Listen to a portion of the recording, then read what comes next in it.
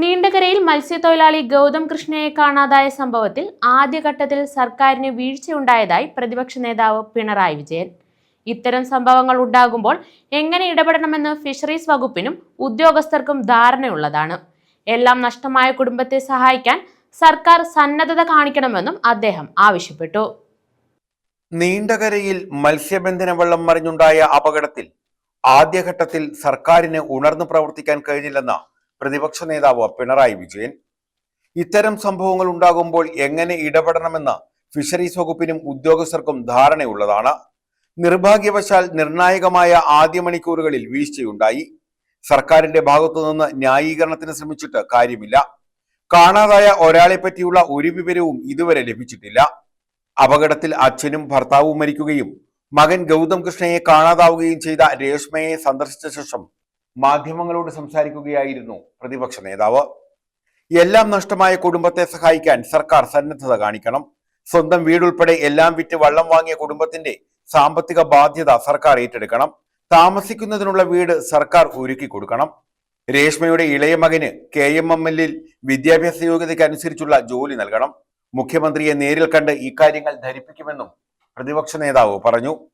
അപകടമുണ്ടായപ്പോൾ കേന്ദ്ര സർക്കാർ സംവിധാനങ്ങളുടെ സഹായം ലഭിക്കാൻ സംസ്ഥാന മന്ത്രി വിളിച്ചെന്നും താൻ ഇടപെട്ടെന്നും രാജീവ് ചന്ദ്രശേഖർ പറയുന്നു. ഇത് ഭോഷ്കാണെന്ന് പിണറായി പറഞ്ഞു. മുൻപ് ഇത്തരം ദുരന്തങ്ങൾ ഉണ്ടായപ്പോഴെല്ലാം സംസ്ഥാന സർക്കാരാണ് കേന്ദ്ര സഹായം ആവശ്യപ്പെട്ടത്. ആ ഘട്ടങ്ങളിൽ അത് ലഭിക്കുകയും ചെയ്തിട്ടുണ്ട്. അതൊന്നും ഏതെങ്കിലും രാഷ്ട്രീയ പാർട്ടിയുടെ ഇടപെടൽ കൊണ്ട് ലഭിച്ചതല്ല. സംസ്ഥാന ഏജൻസികൾക്ക് തുല്യമായോ അതിൽ കൂടുതലായോ ഇടപെട്ട ചരിത്രമാണ് കേന്ദ്ര ഏജൻസികളുടെ ഭാഗത്ത് നിന്ന് ഉണ്ടായിട്ടുള്ളതെന്നും പിണറായി വിജയൻ പറഞ്ഞു. ഞാൻ അതിനെപ്പറ്റി പറഞ്ഞല്ലോ ആദ്യം, വീണ്ടും ഞാൻ ആവർത്തിക്കേണ്ടതുണ്ടോ? അമ്മയ്ക്ക് പോലീസ് സ്റ്റേഷന് മുമ്പിൽ സമരം ഒരുക്കേണ്ടി വന്നു. അതിനുശേഷമാണ് ഒരു ഉണർന്ന ഡ്രോണൊക്കെ വെച്ചുള്ള പരിശോധന ഉൾപ്പെടെ ഉണ്ടായത്. നമ്മൾ കണ്ടത് സംഭവിക്കാൻ പാടില്ലാത്ത ഒരുപാട് വീഴ്ചകൾ ആദ്യഘട്ടത്തിൽ സംഭവിച്ചു. അതാണ് ഏറ്റവും പ്രധാനപ്പെട്ട സമയം. ആ സന്ദർഭത്തിൽ ഉണർന്ന് പ്രവർത്തിക്കാൻ കഴിഞ്ഞില്ല. തുടർന്ന് പ്രവർത്തിക്കാൻ കഴിഞ്ഞില്ല എന്ന് പറയുമ്പോൾ അതിന് വേറെ ന്യായീകരണമൊന്നുമില്ല. കാരണം ഇവിടെ ഇത്തരം ഘട്ടങ്ങൾ ചിലപ്പോഴൊക്കെ സംഭവിച്ചിട്ടുണ്ട്.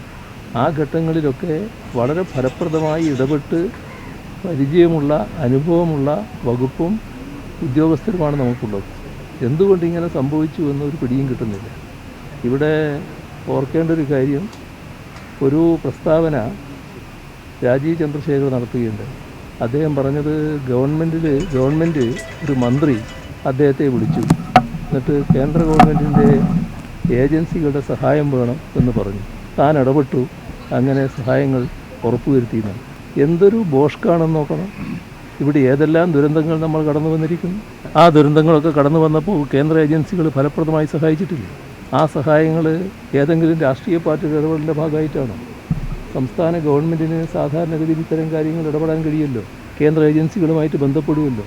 നമ്മളെ ഏജൻസികൾ, സംസ്ഥാന ഏജൻസികൾ എത്രമാത്രം താല്പര്യത്തോടെ ഇടപെടുന്നോ അതിലൊട്ടും കുറയാതെ, ചിലതിൽ അതിൽ കൂടുതൽ താല്പര്യത്തോടെ ഇടപെട്ട അനുഭവമാണ് കേന്ദ്ര ഏജൻസികളുടെ ഭാഗത്ത് നമുക്കുള്ളത്. അതിൻ്റെ ഭാഗമായി അവർക്കെല്ലാം ആ ഘട്ടത്തിൽ അതിന് ശേഷം നമ്മൾ അനുമോദനവും നൽകിയതാണ്. മുൻ മന്ത്രി J. മേഴ്സിക്കുട്ടിയമ്മ, CPIM ജില്ലാ secretary S. Sudevan, S. Jayamohan, MH Charrière, K. Varadarajan, T. മനോഹരൻ, SL Sajikumar, G. Muraleedharan, doctor Sujith Vijayan Pillai തുടങ്ങിയവരും പിണറായിക്കൊപ്പം ഉണ്ടായിരുന്നു. News bureau, Chavara.